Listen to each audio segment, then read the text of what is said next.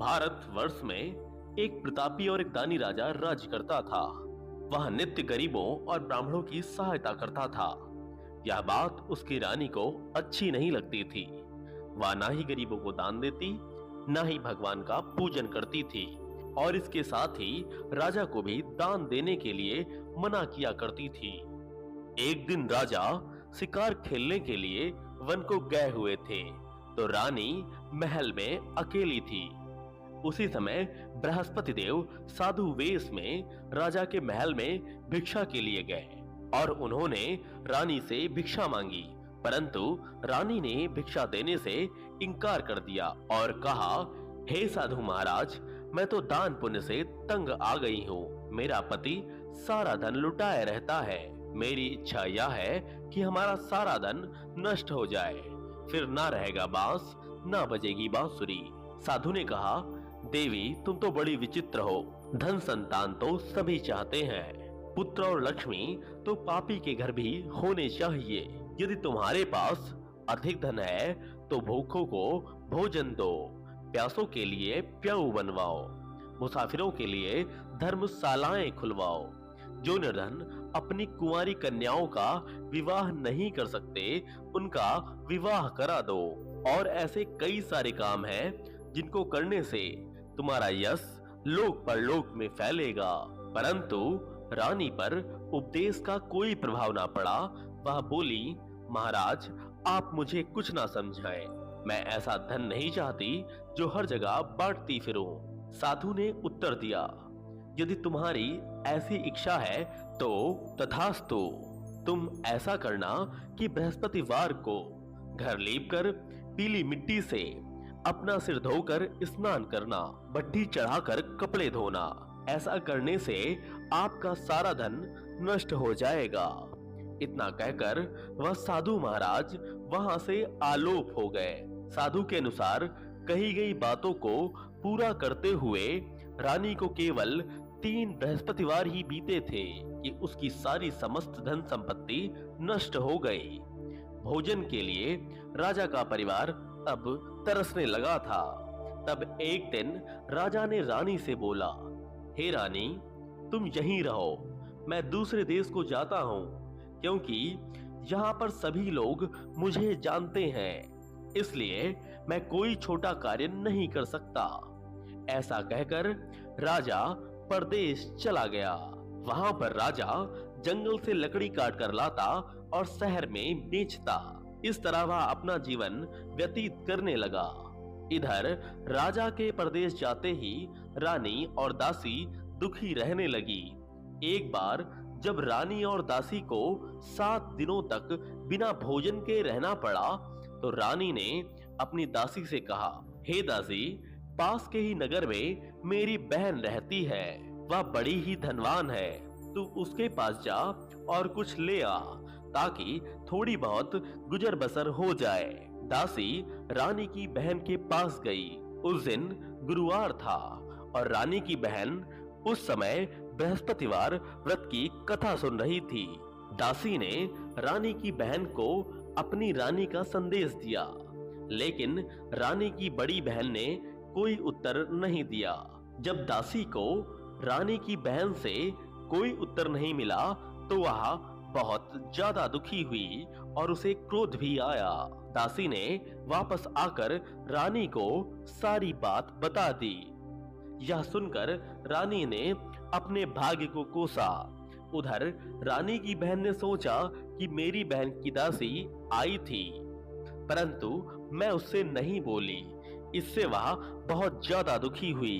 कथा सुनकर और पूजन समाप्त करके वह अपनी बहन के घर गई और कहने लगी, हे बहन, मैं बृहस्पतिवार का व्रत कर रही थी। तुम्हारी दासी मेरे घर आई थी, परंतु जब तक कथा होती तब तक न उठते हैं और ना ही बोलते हैं, इसलिए मैं नहीं बोली। कहो दासी, क्यों गई थी? रानी बोली, बहन, तुमसे क्या छिपाऊं, हमारे घर में खाने तक को अनाज नहीं था। ऐसा कहते कहते रानी की आंखें भर आईं। उसने दासी समेत पिछले 7 दिनों से भूखे रहने तक की सारी बात अपनी बहन को विस्तार पूर्वक सुना दी। रानी की बहन बोली, देखो बहन, भगवान बृहस्पति देव सबकी मनोकामना को पूर्ण करते हैं। देखो, शायद तुम्हारे घर में अनाज रखा हो। पहले तो रानी को विश्वास नहीं हुआ, पर बहन के आग्रह करने पर उसने अपनी दासी को अंदर भेजा तो उसे सचमुच अनाज से भरा हुआ एक घड़ा मिल गया। यह देखकर दासी को बड़ी हैरानी हुई। दासी रानी से कहने लगी, हे रानी, जब हमको भोजन नहीं मिलता तो हम व्रत ही तो करते हैं, इसलिए क्यों ना इनसे व्रत और कथा की विधि पूछ ली जाए ताकि हम भी व्रत कर सकें। तब रानी ने अपनी बहन से बृहस्पतिवार व्रत के बारे में पूछा। उसकी बहन ने बताया, बृहस्पतिवार के व्रत में चने की दाल और मुनक्का से विष्णु भगवान का केले की जड़ में पूजन करें और दीपक जलाएं, व्रत कथा सुने और पीले भोजन ही करें। इससे बृहस्पति देव बहुत प्रसन्न होते हैं। व्रत और पूजन विधि बताकर रानी की बहन अपने घर को लौट गई। 7 दिनों के बाद जब गुरुवार आया तो रानी और दासी ने व्रत रखा। घुड़साल में जाकर चना और गुड़ लेकर आई, फिर उससे केले की जड़ तथा विष्णु भगवान का पूजन किया। अब पीला भोजन कहां से आए, इस बात को लेकर दोनों बहुत ज्यादा दुखी थे। क्योंकि उन्होंने व्रत रखा था, इसलिए वे एक साधारण व्यक्ति का रूप धारण कर 2 थालों में सुंदर पीला भोजन दासी को दे गए। भोजन पाकर दासी बहुत ज्यादा प्रसन्न हुई और फिर रानी के साथ मिलकर भोजन ग्रहण किया। उसके बाद वे सभी गुरुवार को व्रत और पूजन करने लगी। बृहस्पति देव भगवान की कृपा से उनके पास फिर से धन संपत्ति आ गई, परंतु रानी फिर से पहले की तरह ही आलस्य करने लगी। तब उसकी दासी बोली, देखो रानी, तुम पहले भी इसी प्रकार आलस्य करती थी। तुम्हें धन रखने में कष्ट होता था, इस कारण सभी धन नष्ट हो गया है। और अब जब भगवान बृहस्पति देव की कृपा से धन मिला है तो तुम्हें फिर से आलस्य होता है।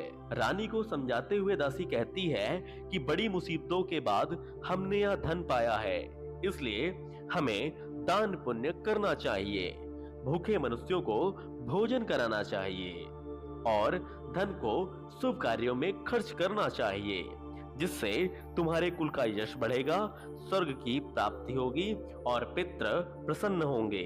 दासी की बात मानकर रानी अपने शुभ कार्यों में खर्च करने लगी, जिससे पूरे नगर में उसका यश धीरे धीरे करके फैलने लगा।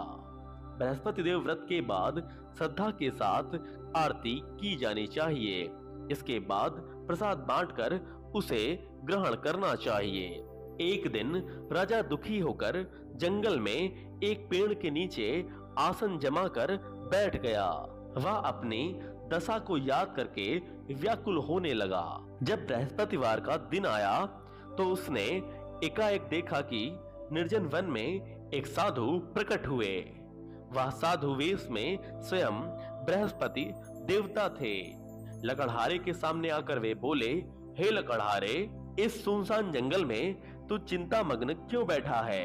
लकड़हारे ने दोनों हाथ जोड़कर प्रणाम किया और उत्तर दिया, महात्मा जी, आप सब कुछ जानते हैं, मैं क्या कहूँ? यह कहकर वह रोने लगा और साधु को अपनी आत्मकथा सुनाई। महात्मा जी ने कहा, तुम्हारी स्त्री ने बृहस्पति के दिन बृहस्पति भगवान का निरादर किया है, जिसके कारण रुष्ट होकर उन्होंने तुम्हारी यह दशा कर दी है। अब तुम चिंता को दूर करके मेरे कहने पर चलो तो तुम्हारे सारे कष्ट दूर हो जाएंगे और भगवान पहले से भी अधिक संपत्ति तुम्हें प्रदान करेंगे। तुम बृहस्पतिवार के दिन कथा किया करो। 2 पैसे के चने मुनक्का लाकर उसका प्रसाद बनाओ और शुद्ध जल से लोटे में शक्कर मिलाकर अमृत तैयार करो। कथा के पश्चात अपने सारे परिवार और सुनने वाले प्रेमियों में अमृत व प्रसाद बांटकर आप भी ग्रहण करो। ऐसा करने से भगवान तुम्हारी सब मनोकामनाएं पूरी करेंगे। साधु के ऐसे वचन सुनकर लकड़हारा बोला, हे प्रभु, मुझे लकड़ी बेचकर इतना पैसा नहीं मिलता जिससे भोजन के उपरांत कुछ भी बचा सकूं। मैंने रात्रि में अपनी स्त्री को व्याकुल देखा है। मेरे पास कुछ भी नहीं है जिससे मैं उसकी खबर मंगा सकूं। साधु ने कहा, हे लकड़हारे, तुम किसी बात की चिंता मत करो। बृहस्पति के दिन तुम रोजाना की तरह लकड़ियां लेकर शहर को जाओ। तुमको रोज से दुगना धन प्राप्त होगा, जिससे तुम भली भांति भोजन कर लोगे तथा बृहस्पति देव की पूजा का सामान भी आ जाएगा। इतना कहकर साधु अंतर्ध्यान हो गए। धीरे धीरे समय व्यतीत होने पर फिर वही बृहस्पतिवार का दिन आया। लकड़हारा जंगल से लकड़ी काटकर किसी शहर में बेचने गया। उसे उस दिन और दिनों से अधिक पैसा मिला। राजा ने चना गुड़ आदि लाकर गुरुवार का व्रत किया। उस दिन से उसके सभी क्लेश दूर हो गए। परंतु जब दोबारा गुरुवार का दिन आया तो बृहस्पतिवार का व्रत करना वह भूल गया। इस कारण बृहस्पति देव नाराज हो गए। उस दिन उस नगर के राजा ने विशाल यज्ञ का आयोजन किया तथा शहर में यह घोषणा करा दी, कोई भी मनुष्य अपने घर में भोजन ना बनावे, ना आग जलावे। समस्त जनता मेरे यहाँ भोजन करने आवेगी। इस आज्ञा को जो ना मानेगा उसे फांसी की सजा दी जाएगी। इस तरह की घोषणा संपूर्ण नगर में करवा दी गई। राजा की आज्ञानुसार शहर के सभी लोग भोजन करने गए, लेकिन लकड़हारा कुछ देर से पहुंचा, इसलिए राजा उसको अपने साथ घर लिवा ले गए और ले जाकर भोजन करा रहे थे तो रानी की दृष्टि उस खूंटी पर पड़ी जिस पर उसका हार लटका हुआ था। वह वहां पर दिखाई नहीं दिया। रानी ने निश्चय किया कि मेरा हार इस मनुष्य ने चुरा लिया है। उसी समय सिपाहियों को बुलाकर उसको कारागार में डलवा दिया। जब लकड़हारा कारागार में पड़ गया और बहुत दुखी होकर विचार करने लगा कि ना जाने कौन से पूर्व जन्म के कर्म से मुझे यह दुख प्राप्त हुआ है, और उसी साधु को याद करने लगा जो उसे जंगल में मिला था। उसी समय तत्काल बृहस्पति देव साधु के रूप में प्रकट हुए और उसकी दशा को देखकर कहने लगे, अरे मूर्ख, तूने बृहस्पति देव की कथा नहीं करी, इस कारण तुझे दुख प्राप्त हुआ है। अब चिंता मत कर, बृहस्पतिवार के दिन कारागार के दरवाजे पर तुझे 4 पैसे पड़े मिलेंगे। उनसे तू बृहस्पति देव की पूजा करना, तेरे सारे कष्ट दूर हो जाएंगे। बृहस्पतिवार के दिन उसे 4 पैसे मिले। लकड़हारे ने कथा कही। उसी रात्रि को बृहस्पति देव ने उस नगर के राजा के स्वप्न में कहा, हे राजा, तुमने जिस आदमी को कारागार में बंद कर दिया है वह निर्दोष है, वह राजा है, उसे छोड़ देना। रानी का हार उसी खूंटी पर लटका है। अगर तू ऐसा नहीं करेगा तो मैं तेरे सारे राज्य को नष्ट कर दूंगा। इस तरह रात्रि के स्वप्न को देखकर राजा प्रातःकाल उठा और खूंटी पर हार देखकर लकड़हारे को बुलाकर क्षमा मांगी तथा लकड़हारे को योग्य सुंदर वस्त्राभूषण देकर विदा कर दिया। बृहस्पति देव की आज्ञानुसार लकड़हारा अपने नगर को चल दिया। राजा जब अपने नगर के निकट पहुंचा तो उसे बड़ा आश्चर्य हुआ। नगर में पहले से अधिक बाग, तालाब, कुएं तथा बहुत सी धर्मशाला, मंदिर आदि बन गई हैं। राजा ने पूछा, यह किसका बाग और धर्मशालाएं हैं? तब नगर के सब लोग कहने लगे, यह सब रानी और बांदी के हैं। तो राजा को आश्चर्य हुआ और गुस्सा भी आया। जब रानी ने यह खबर सुनी कि राजा आ रहे हैं तो उन्होंने बांदी से कहा, हे दासी, देख राजा हमको कितनी बुरी हालत में छोड़ गए थे। हमारी ऐसी हालत देखकर वह लौट ना जाएं, इसलिए तू दरवाजे पर खड़ी हो जा। आज्ञानुसार दासी दरवाजे पर खड़ी हो गई। राजा आए तो उन्हें अपने साथ लिवा लाई। तब राजा ने क्रोध करके अपनी रानी से पूछा कि यह धन तुम्हें कैसे प्राप्त हुआ? तब उन्होंने कहा, हमें यह सब धन बृहस्पति देव के इस व्रत के प्रभाव से प्राप्त हुआ है। राजा ने निश्चय किया कि 7 रोज के बाद तो सभी बृहस्पति देव का पूजन करते हैं, परंतु मैं प्रतिदिन दिन में 3 बार कहानी तथा रोज व्रत किया करूंगा। अब हर समय राजा के दुपट्टे में चने की दाल बंधी रहती थी तथा दिन में वह 3 बार कहानी कहता। एक रोज राजा ने विचार किया कि चलो अपनी बहन के यहाँ हो आए। इस तरह निश्चय कर घोड़े पर सवार हो अपनी बहन के यहाँ वह चलने लगा।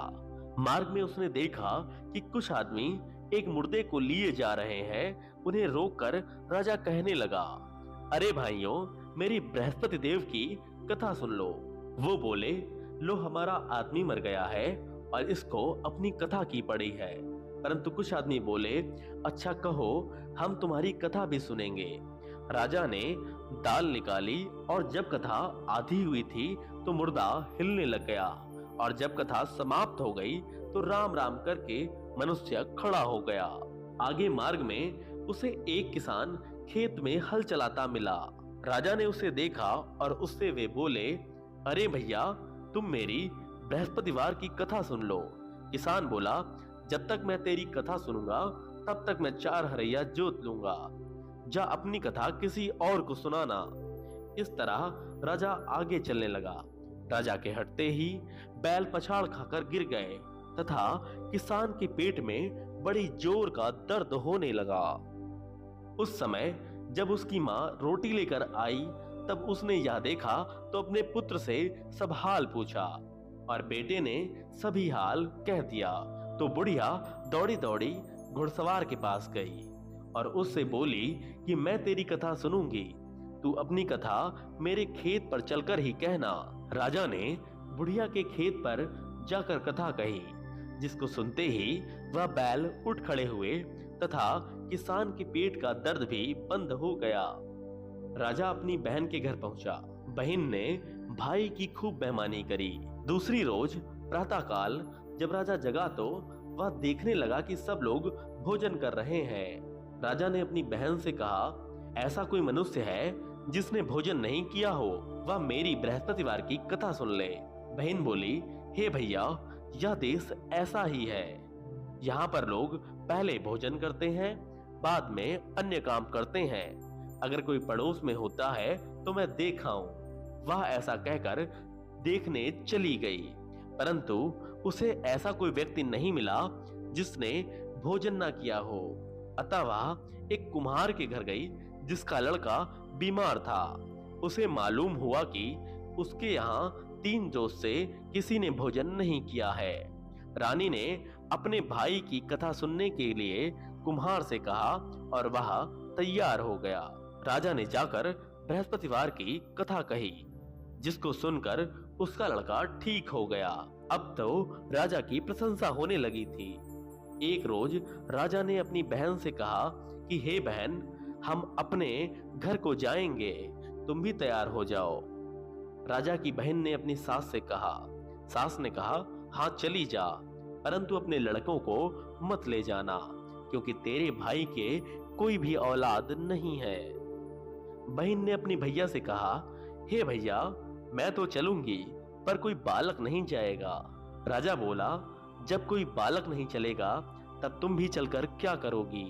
बड़े दुखी मन से राजा अपने नगर को लौट आया। राजा ने अपनी रानी से कहा, हम निर्वंशी हैं, हमारा मुंह देखने का धर्म नहीं है। और फिर उसने भोजन आदि नहीं किया। रानी बोली, हे प्रभु, बृहस्पति देव ने हमें सब कुछ दिया है, वह हमें औलाद भी अवश्य देंगे। उसी रात को बृहस्पति देव ने राजा से स्वप्न में कहा, हे राजा उठ, सभी सोच त्याग दे, तेरी रानी गर्भ से है। राजा को यह बात सुनकर बड़ी प्रसन्नता हुई। 9वें महीने में उसके गर्भ में एक सुंदर पुत्र पैदा हुआ। तब राजा बोला, हे रानी, स्त्री बिना भोजन के रह सकती है, परंतु बिना कहे नहीं रह सकती। जब मेरी बहन आवे तुम उससे कुछ मत कहना। रानी ने सुनकर हाँ कर दिया। जब राजा की बहन ने यह शुभ समाचार सुना तो वह बहुत खुश हुई तथा बधाई संदेश लेकर अपने भाई के यहाँ आ पहुंची। तभी रानी ने कहा, घोड़ा चढ़कर तो नहीं आई, गधा चढ़ी आई। राजा की बहन बोली, भाभी, मैं इस प्रकार ना कहती तो तुम्हें औलाद कैसे मिलती।